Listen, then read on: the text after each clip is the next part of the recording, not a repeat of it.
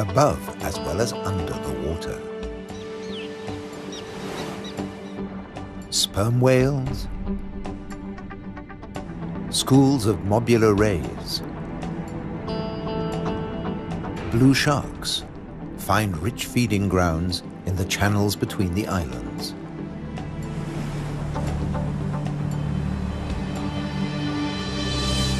Nutrient-rich reefs draw in life. Blue whales seek out tons of krill in ocean depths. Here, around the Azores, Europe's wild islands.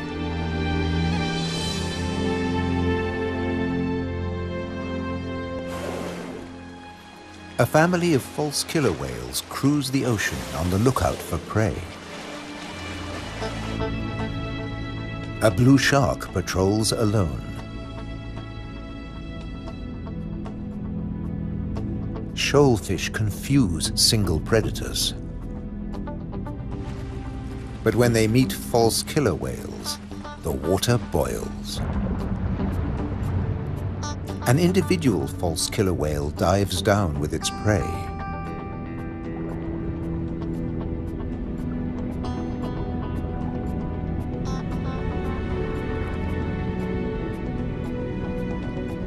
A blue shark comes late to the feast, drawn by scent molecules. But this morsel presents a problem.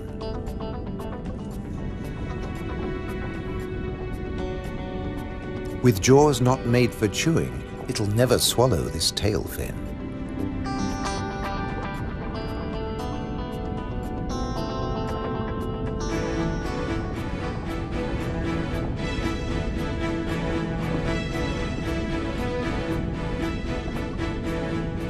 Most fish force water through their gills to breathe. This shark can't, so it has to keep moving.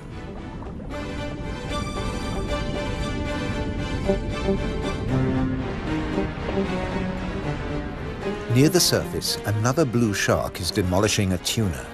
This job its teeth can do: shake and take.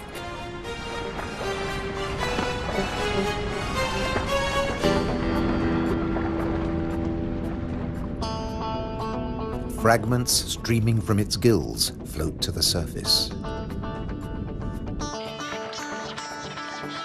A little extra for the seabirds.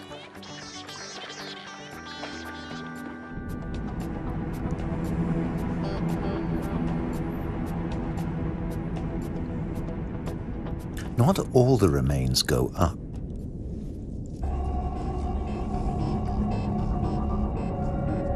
Spread by the current, the scent draws a moray eel from its cave.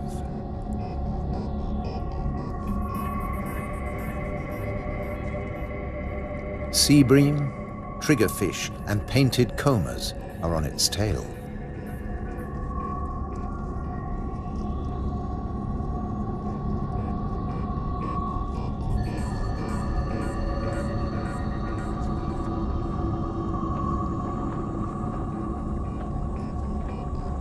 The ocean around the Azores is not short of flesh.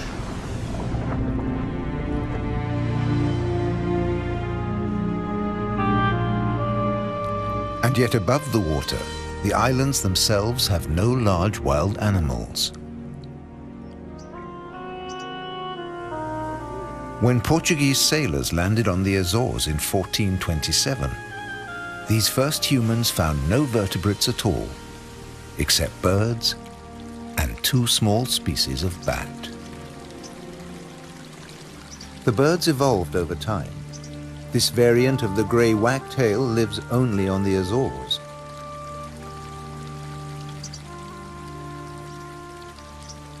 With head feathers a different color from its European relatives. Whole islands have changed too. Santa Maria must have been much warmer once.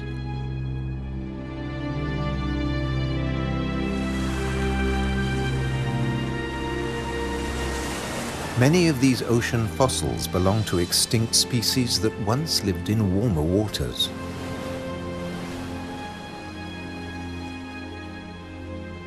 The water temperature may have fallen, but not the diversity of species.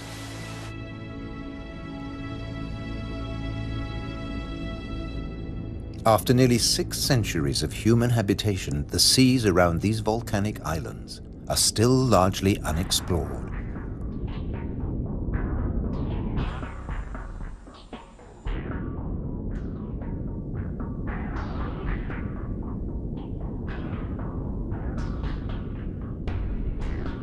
This is the world of the anglerfish.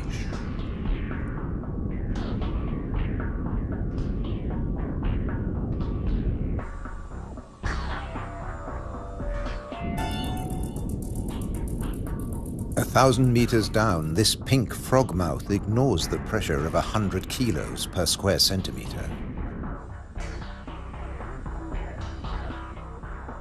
Other deep dwellers are less easy to name.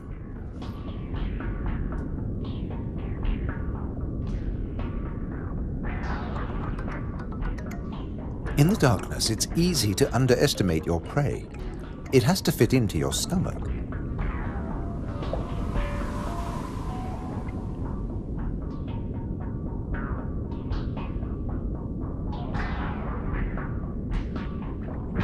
The six-gill is one of the largest deep-sea sharks, but at night it swims to the shallows to feed. The spider crab lives in darkness. It has never seen this kind of light. Nor has its coral community. Beyond the scorpionfish and past the deep-sea sponges, there's an unknown world.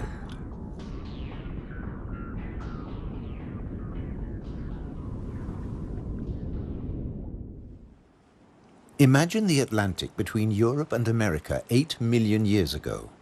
Pressure along the mid-Atlantic ridge forces the continental plates apart.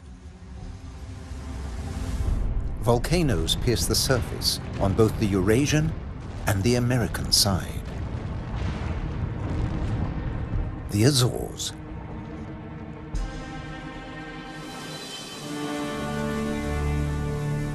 Most of the volcanoes are dormant. Water, not lava, fills their craters.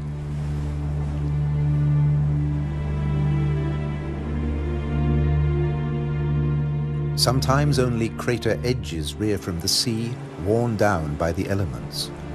Spawned by the sea, there too they will return. For now, it's craters that dominate the landscape. Gases still escape from fumaroles on some of the 1,700 volcanoes. Heat brings water almost to boiling point.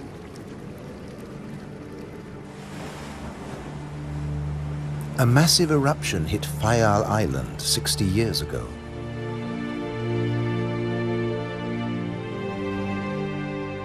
Humans couldn't live in this lunar landscape. Hundreds followed the sun to America. On the volcano's slopes, life had to begin again. Birds were pioneers on naked rock. Wind and birds still bring seeds from over the sea. Some come floating in.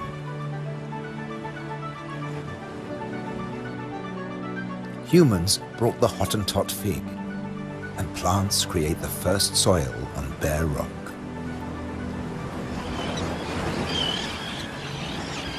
An active volcano will destroy life. Dormant or extinct, it can create it, above and below the water. The underwater cliffs of Formigas are the summit of a volcano. Overall, the waters of Europe's wild islands are home to more than 1,500 species. This is the spiny starfish.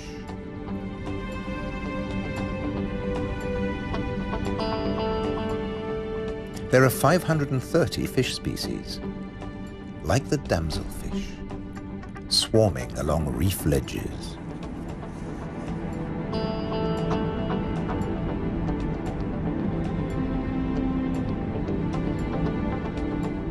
The grouper is a formidable loner. Its giant maws scare off intruders.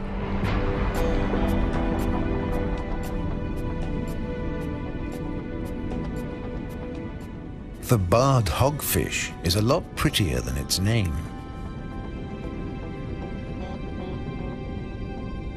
It's a protogynous hermaphrodite like its cousin, the grouper.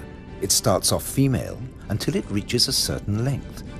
Then it becomes a male, aggressively defending its territory.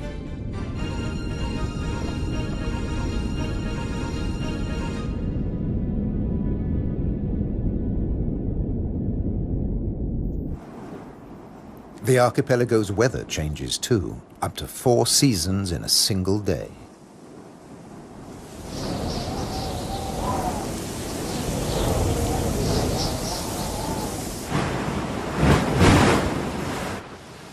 And when the winds blow above,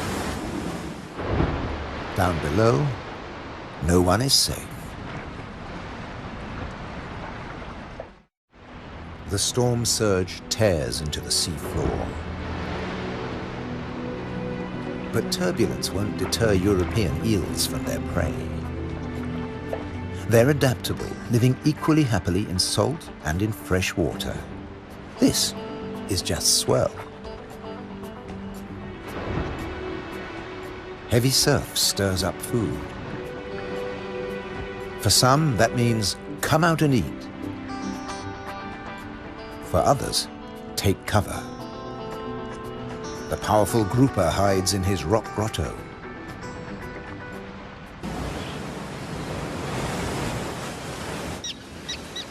In churning waters, it's tough to spot your prey. But the common terns have no choice. The first chicks have hatched, and they're waiting to be fed.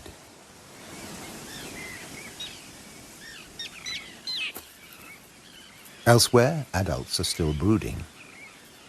The nest, a few pieces of dried grass, hardly visible.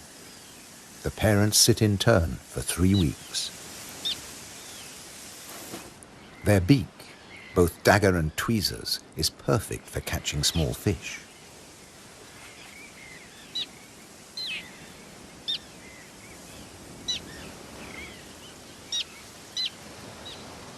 "3,000 pairs breed here.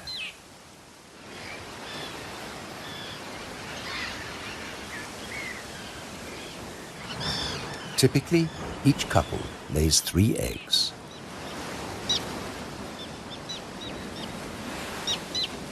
The chicks are fed for 4 weeks, till they can fly as well as their parents.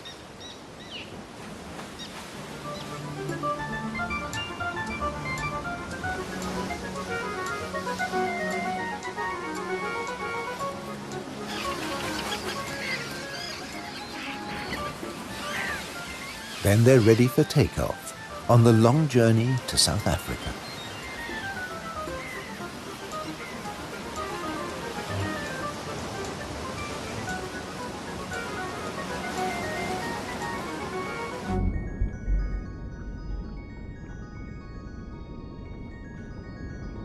Under the water, survival can depend on staying still, very still, like a wide-eyed flounder.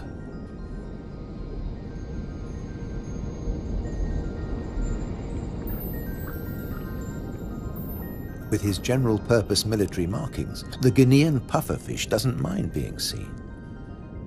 The Atlantic lizardfish doesn't bother with disguises at all. It simply shimmies into the sand.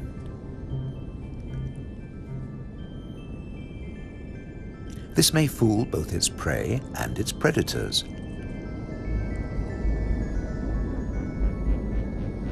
But it won't fool the pufferfish patrol.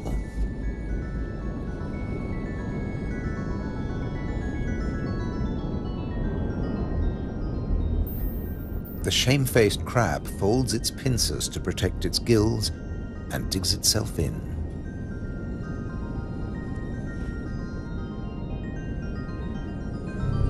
Leaving no opening for the plump flatfish.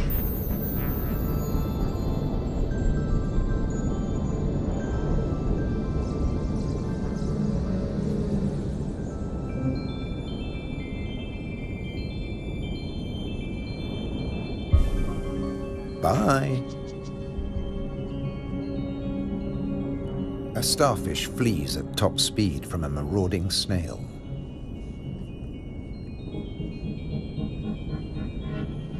The Triton snail feeds mainly on echinoderms like the purple sea star.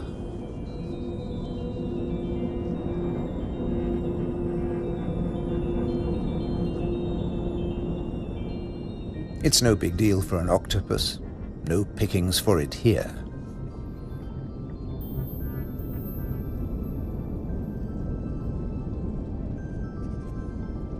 Sacrificing an arm, the starfish gets away.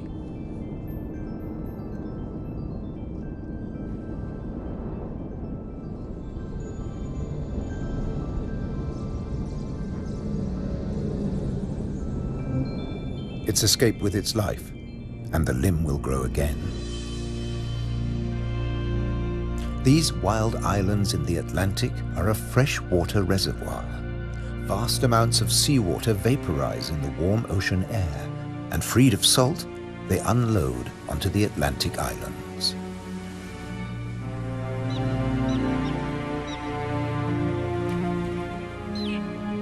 The common tern flies between two worlds, fishing in the sea and in the lakes.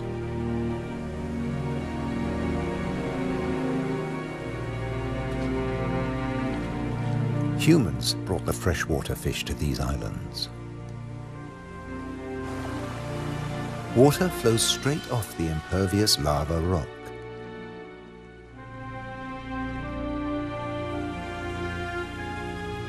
But peat moss sucks up huge quantities of water like a sponge, taking it in through every surface. Deprived of oxygen, the dead parts of the moss never rot. The extremities keep on growing, and the moss colonizes more and more of the bare rock.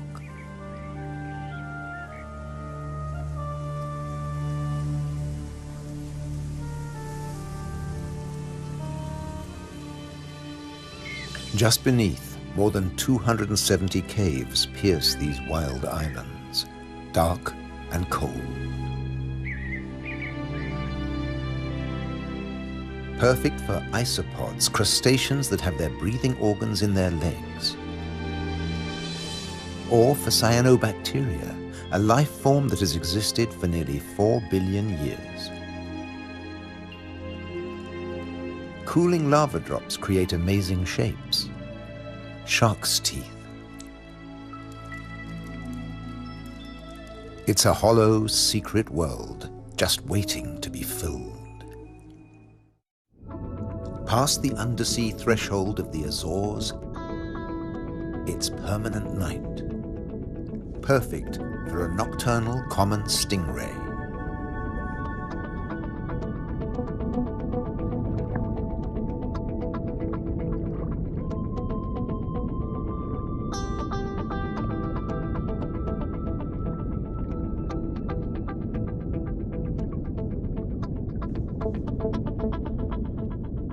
It's not alone here.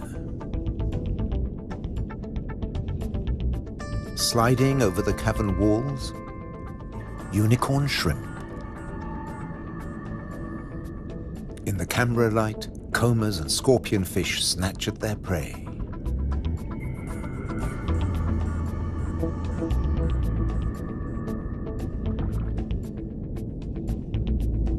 The brown moray eel is cleaning up on the cavern floor. The shrimps come up from deeper waters to spend the winter. For some, it's a short winter. The females packed with blue eggs are especially sought after.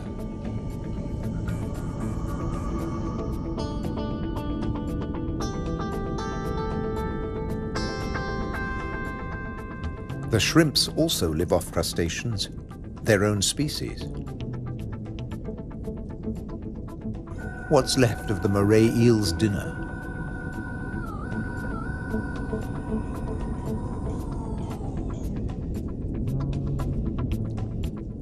First, eat your neighbor, then take time for a spot of grooming.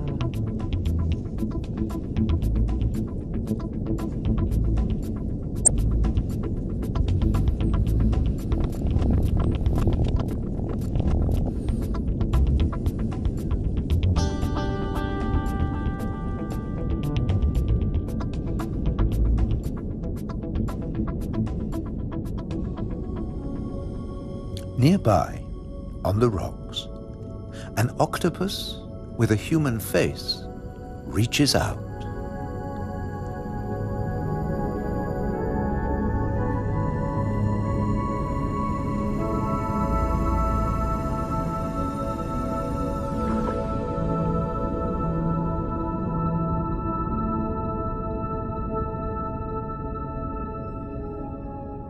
The stingray glides back to the ocean.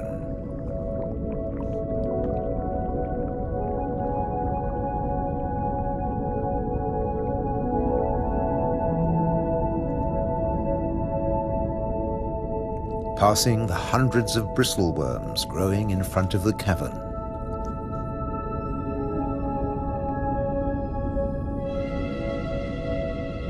Their tentacles trap particles from the passing current to eat or to construct the tubes they live in.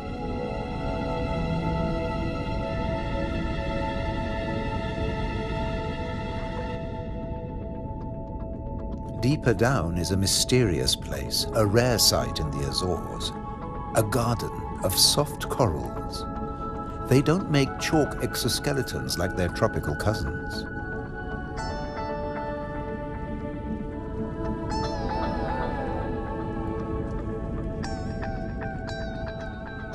The currents carry plankton down to their home on sunken seamounts.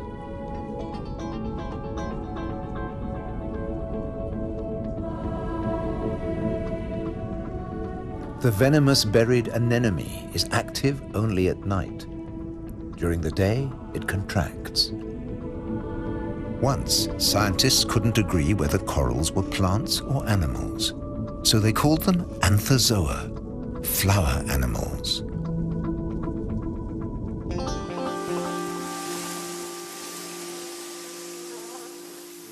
No doubt about these. All the flowers on Europe's wild islands arrived from somewhere else. Hydrangeas came from Asia. Natural boundaries between fields. They're a symbol of the Azores.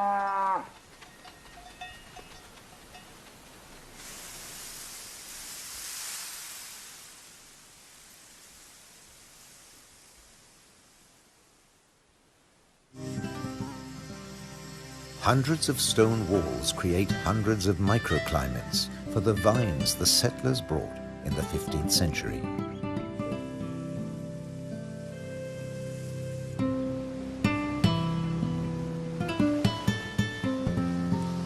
"400 years later, the vineyards were abandoned as islanders left for America.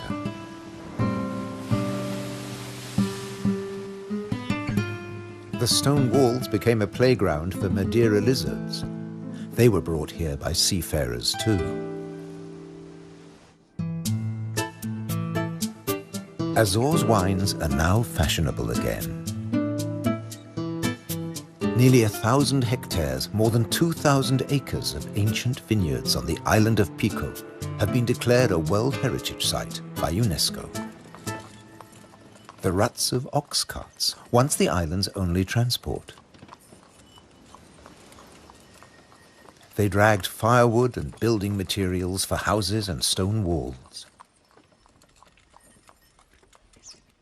And they carried the new wines down to the coast to ship to Europe. But at a cost. Beneath these waters is the strangest, most dangerous place on the Azores. They call it the Anchor Graveyard. Scores of great iron anchors lying on the seabed. When an Atlantic storm hit, the only way to save your ship from the rocks was to cut the anchor rope fast and dash for the open sea. The iron left behind has become a rusting reef for a multitude of creatures. These anchors are coated by algae and tube worms.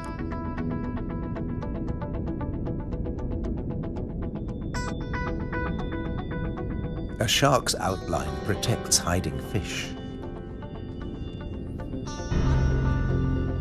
The grim-looking sea robin feels its way. The 3 front spines of its pectoral fins have their own receptor cells for finding food. The Mediterranean mooray's mouth is mournful, but it's miming the call of the sea robin's swim bladders. A common octopus discreetly searches for food. It will fit in anywhere.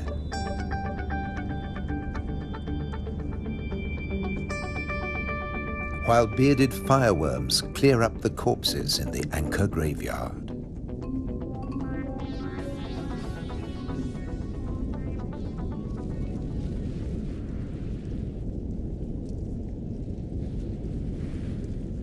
They are the mobile relatives of the immobile tube worms.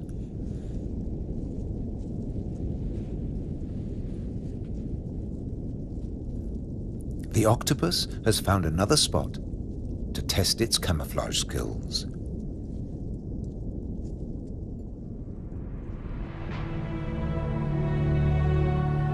Above water, too, human presence is everywhere, even in the craters.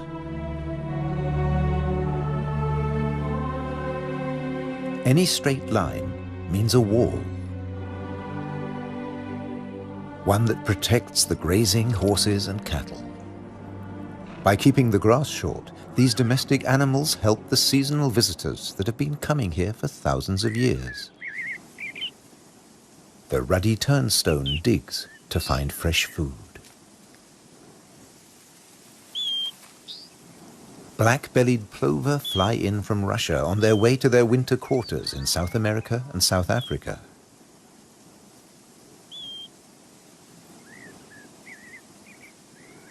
The ruddy turnstone drops in from the Arctic.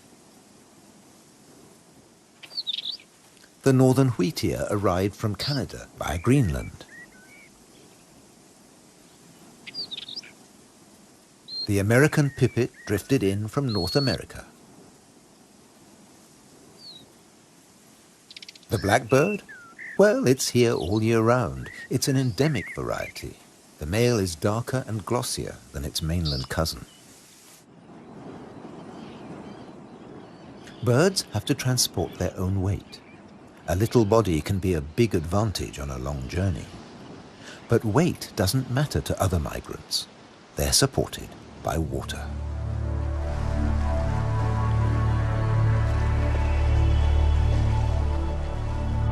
Humpback whales migrate between the Arctic and the tropics.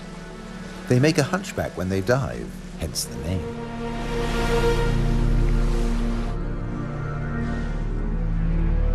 A pod of fin whales, the blue whale's closest relatives, the two species can interbreed. They swim back and forth between Arctic and subtropical waters.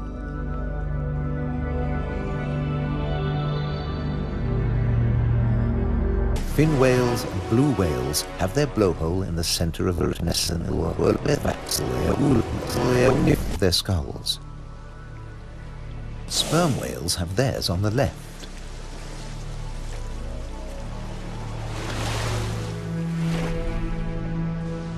Baleen whales spend long periods sieving krill and plankton from the waters of the Azores.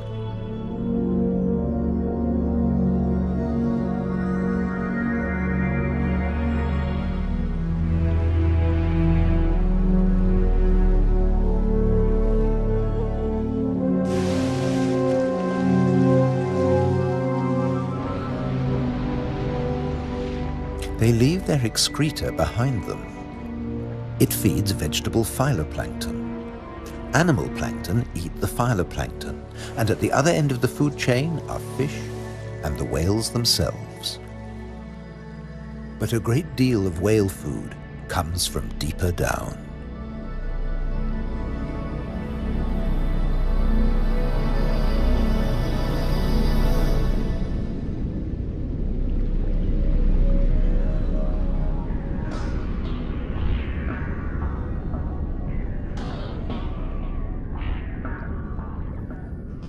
Meanwhile, not all the creatures of the eternal darkness are permanently banished to the depths.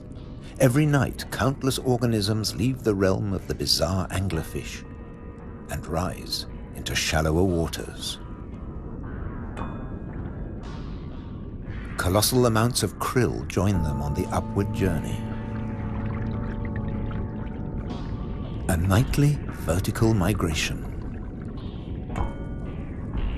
Salps and bioluminescent comb jellies illuminate the greatest movement of biomass on Earth. All here to harvest the vegetable plankton, or get eaten themselves. This innocent-looking blob is anything but. A Portuguese man-o'-war is a colonial organism, a conglomeration of polyps serving different functions. One polyp is the sail. Innumerable other polyps repel invaders or catch booty with tentacles that stretch up to 30 meters. On the right, a salp has become ensnared. Venom from stinging cells kills the prey. The tentacles drag it to the mouth.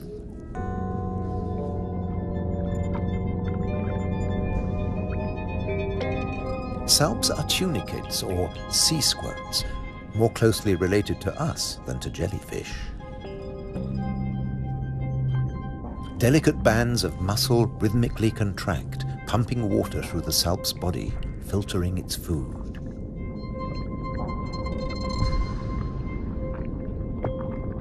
Salps build into chains and can direct themselves through the water.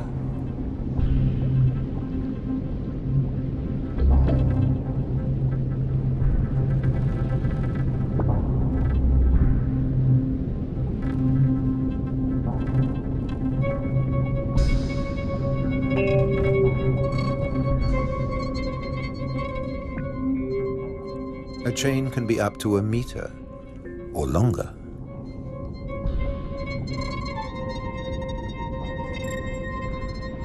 Unlike salps, many jellyfish have venomous tentacles. But they too have predators. They're one of the favorite foods of loggerhead sea turtles. On their 5-year journey from the Florida beach where they were born, they swallow innumerable jellyfish immune to the venom. But there's another hitch. Comb jellies have no sting cells, but in the water they look a lot like drifting plastic.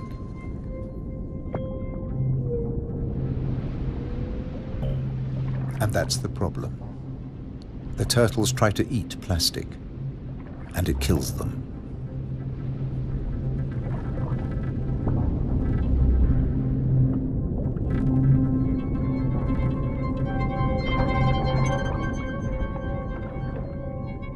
This is a great jellyfish hunter. At up to 3 meters in length, the ocean sunfish particularly relishes the Portuguese man-o'-war. But that too catches other jellyfish.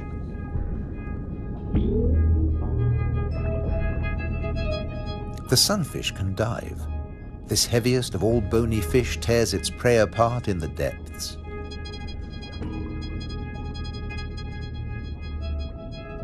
The man-o'-war must stay on the surface, but it's a most effective hunter.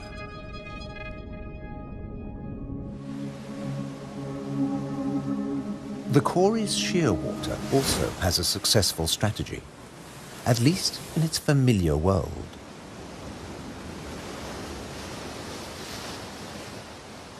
It deposits its eggs in niches high on the rocky cliffs. No surf, no high tide can reach its young. But now they face a new danger.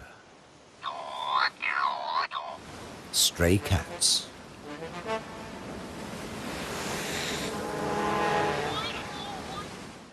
The female shearwater laid a single egg in May. Pity there's only one. Looks like a bad strategy now. They can't adapt to an unwanted gift brought by humans.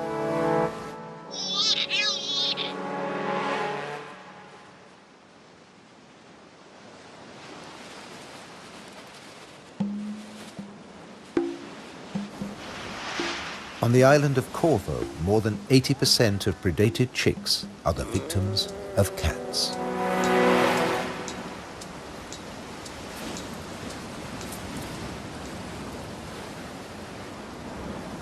There's nothing the adult birds can do. They spend the whole day out over the sea.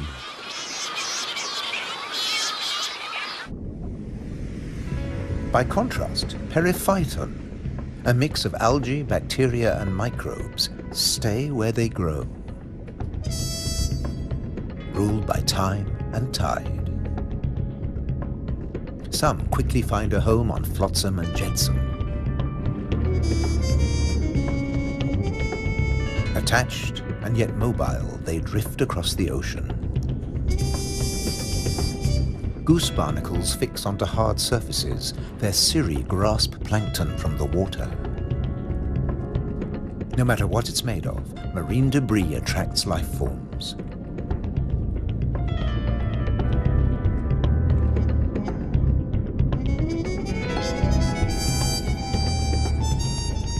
One of the ocean's fastest swimmers likes to stay close to flotsam, the mahi-mahi.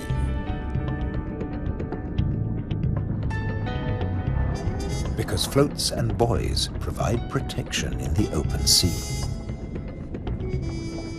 Some species may have survived ocean transfer as passengers on floating debris.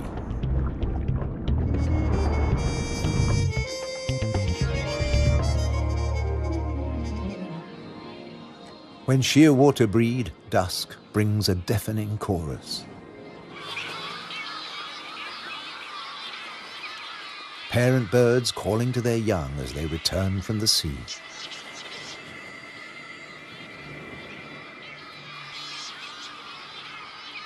The birds recognize each other's cries.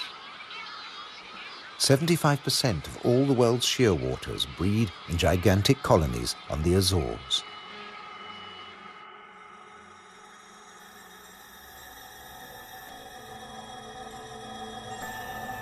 The name Madeira lizard says it all. This creature originated on a distant island. The Madeira wall lizard is very common on the Azores. It's one of the few reptiles found on these islands, and it's very fond of nectar. Invertebrates and vegetable matter complete its diet.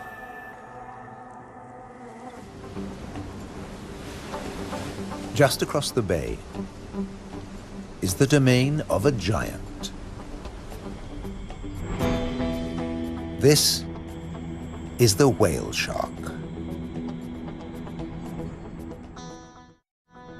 The world's biggest fish.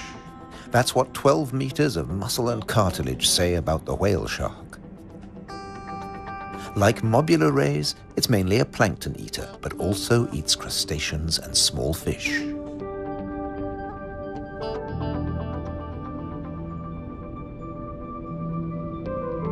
The rays' rolled fins on their foreheads direct the plankton into their mouths.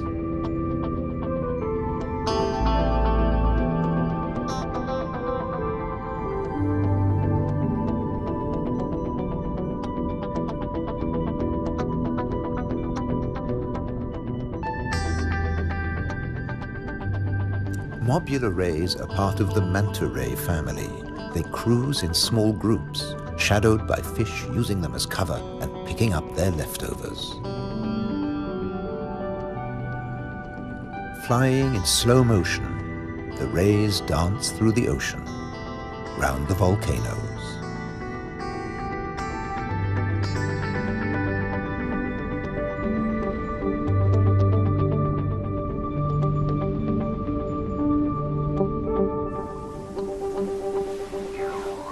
High above, there's something stirring on the cliffside.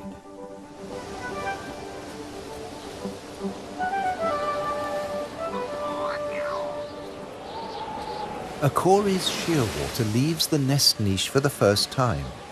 He doesn't know a thing about flying, but his parents have stopped feeding him.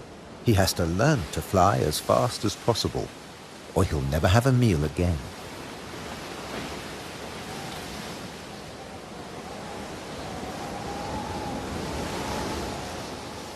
He needs a takeoff point with a fair wind.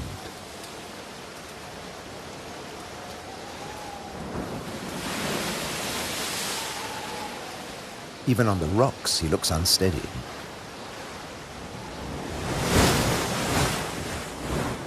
A fellow shearwater learns the difference between flying and falling.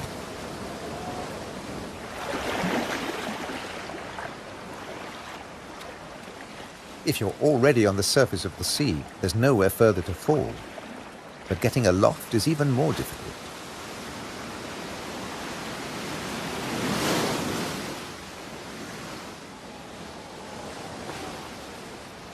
Wings over water. That's the right idea.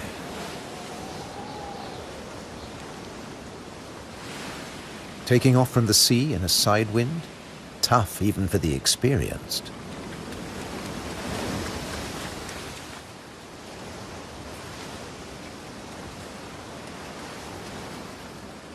It's now or never. Pluck up your courage. Embrace the wind and off to South America.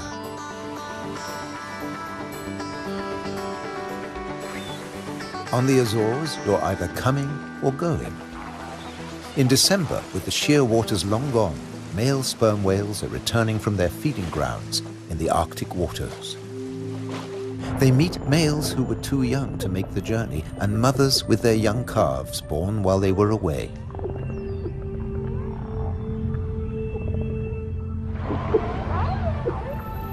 While the mother dives for food, her calf stays on the surface. It'll be 2 years before he dives with the group.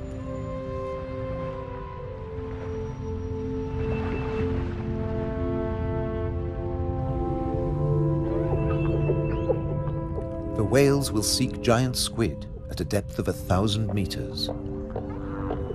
At 18 meters and weighing in at 50 tons, sperm whales are the world's biggest toothed whales.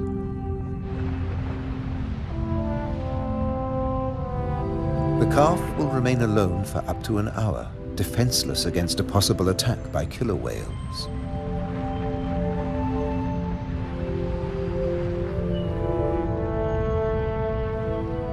Finally, the group return from the deep.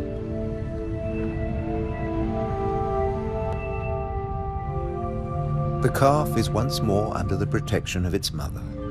She will feed it for 2 years. During this time, she won't fall pregnant. Now the whales can take their ease, preferably hanging vertically in the water.